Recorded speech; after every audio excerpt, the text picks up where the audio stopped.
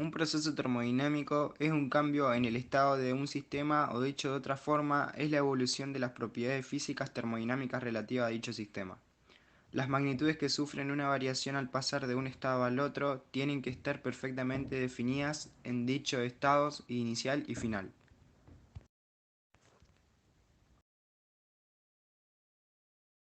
Un proceso cíclico. Es un proceso que tarde o temprano devuelve un sistema a su estado inicial. En un proceso así, el estado final es el mismo que el inicial, así que el cambio total de energía interna debe ser cero.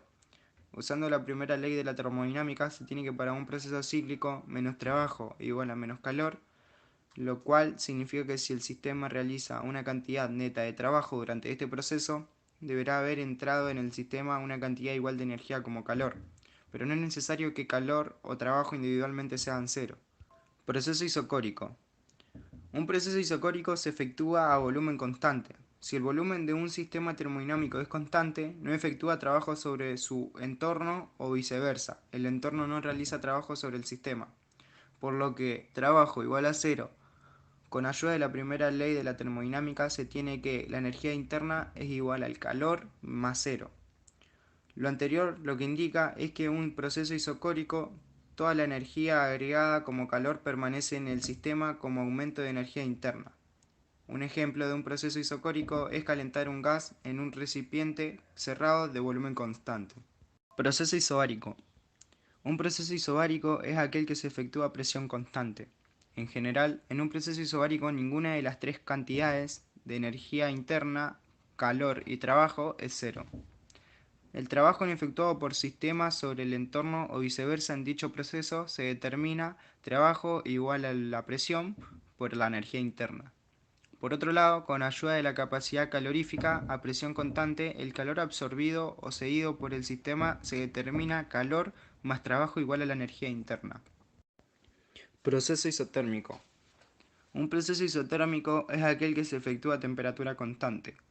Para ello, todo intercambio de calor con el entorno debe efectuarse con tal lentitud para que se mantenga el equilibrio térmico.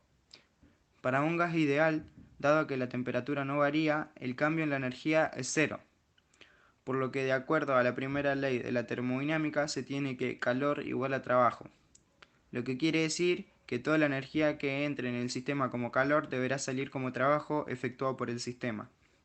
El trabajo efectuado por sistemas sobre el entorno o viceversa en dicho proceso se determina proceso adiabático. Un proceso adiabático es aquel donde no entra ni sale calor del sistema, lo cual implica que calor es igual a cero. Se puede realizar rodeando el sistema con un material térmicamente aislante o realizando el proceso con tal rapidez que no haya tiempo para un flujo de calor apreciable. Con ayuda de la primera ley de la termodinámica, tiene que para todo proceso adiabático la energía interna es igual a cero más trabajo, donde se puede ver que cuando un sistema se expande adiabáticamente, el trabajo es positivo. El sistema efectúa trabajo sobre su entorno, así que la energía interna es negativa y disminuye. Si un sistema se comprime adiabáticamente, el trabajo es negativo. El entorno efectúa trabajo sobre el sistema. Presión-volumen, diagrama PV. En termodinámica se conoce como diagrama PV el que refleja la presión en el eje de ordenadas y el volumen V, abscisas. Se representa el estado de un sistema termodinámico. Los diagramas PV son una manera conveniente de visualizar los cambios en la presión y el volumen. Cada punto en el diagrama representa un estado diferente en el gas. En un diagrama PV, el proceso ocurre a lo largo de una línea llamada curva isotérmica o isoterma. Esta curva tiene la ecuación P igual a constante sobre V. El producto PV es directamente proporcional a la temperatura del gas y T es constante P sobre V con inversamente proporcionales. Gases. Leyes de los gases. El estado de un sistema gaseoso se determina cuando se conoce su presión, volumen y temperatura, llamada variable de estado. Ley de Boyle. Si un gas se transforma a temperatura constante, al disminuir el volumen, la presión aumenta en forma inversamente proporcional, es decir, a menor volumen, mayor presión. P igual a constante dividido el volumen. Entonces, si un gas pasa sin cambiar su temperatura de un estado a otro, se cumple que P1 por V1 es igual a P2 por V2. Ley de Charles. Experimentalmente se comprueba que a presión constante el volumen de masa a un gas es directamente proporcional a su temperatura en Kelvin. Volumen dividido temperatura igual a constante. Para un gas que evoluciona de esta forma, de un estado a otro, se cumple que V1 dividido T1 es igual a V2 dividido T2. Ley de Gay-Lussac.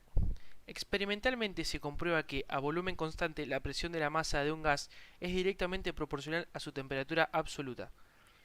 Presión dividido temperatura es igual a la constante. Para un gas que evoluciona de esta forma de un gas a otro, se cumple que P1 dividido T1 es igual a P2 dividido T2. Ley combinada de los gases. Las tres leyes antes descritas pueden combinarse en una sola expresión matemática, conocida como ley de los gases cuando cambia la presión, el volumen y la temperatura, pero no el número de molécula del gas. P1 por V1 dividido T1 es igual a P2 por V2 dividido T2. Ecuación de estado de un gas ideal. Para medir la cantidad de gas usualmente se utiliza la cantidad de moles de gas y se simboliza con la letra N, es decir, la cantidad de moléculas que el gas posee. Un mol es igual a 6,022 por 10 a la 23 moléculas. Para una masa de gas invariante, es decir, en el que no ocurre ninguna transformación, la presión, el volumen, la temperatura y el número de moles se relacionan según la ecuación de estado de los gases ideales. P por V es igual a N por R por T. R es una constante llamada de los gases ideales.